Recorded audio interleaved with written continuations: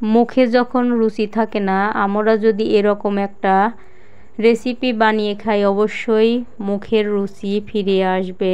কারণ কুরবানির ঈদের পর অনেকেরই অনেক কিছু খেতে মন চায়, মাংস খেতে মন চায় না। আমি এই রেসিপিটা বানিয়েছিলাম। হ্যালো বন্ধুরা, আসসালামু আলাইকুম। শারমিন কিচেন থেকে আপনাদের সবাইকে স্বাগত। আমি এখন আপনাদের মাঝে শেয়ার করব কচুর শাক দেয়া কালো জিরা রেসিপি। বিসমিল্লাহির রহমানির রহিম। তবে চলুন রেসিপিটি করে দেখাই। এখানে আমি অনেকগুলা কচুর শাক কেটে নিয়েছি, রসুন পেঁয়াজ মরিচ কেটে নিয়েছি, কালো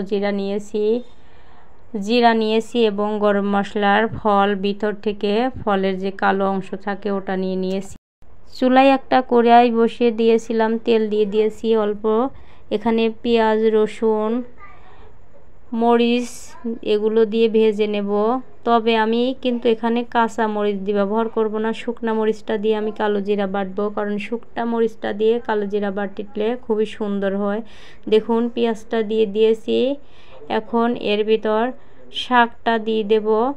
তারপর শুকনা মরিচ, কালো জিরা গরম মশলার ফলের ওইটা একবারে ভেজে নেব, ওটা তেল ছাড়া ভাজবো। দেখুন শাকটা এভাবে দিয়ে শাক ভাজার মতো আওড়ায় সুন্দর করে আঠালো করে ভাজতে হবে, কিন্তু নাড়াচাড়া করে।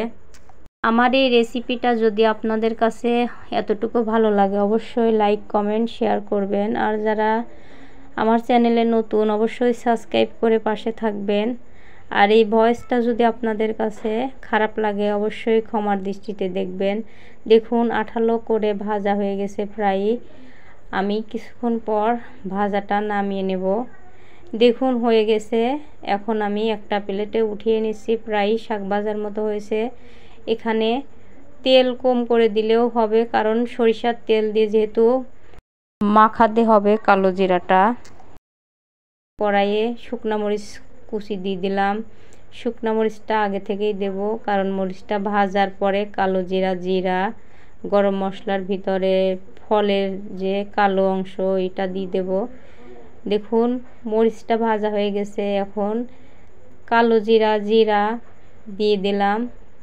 এগুলো সুন্দর করে ভেজে নেব।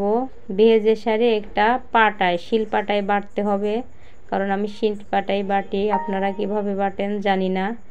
শিলপাটায় সুন্দর করে বেটে নেব। দেখুন আমার ভাজা হয়েছে, কত সুন্দর কালার হয়েছে।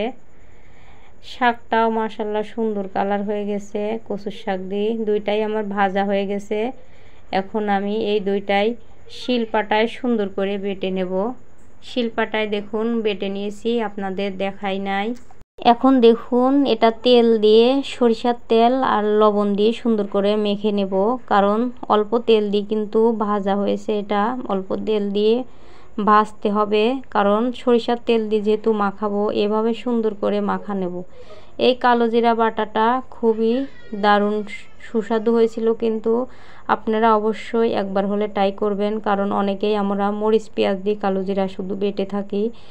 এই শাকটা দিয়ে আপনারা অবশ্যই একবার বেটে খাবেন। দেখুন কত সুন্দর হয়েছে মাশাআল্লাহ। কালারটাও সুন্দর, যেমন খেতেও সুস্বাদু হয়েছিল কিন্তু।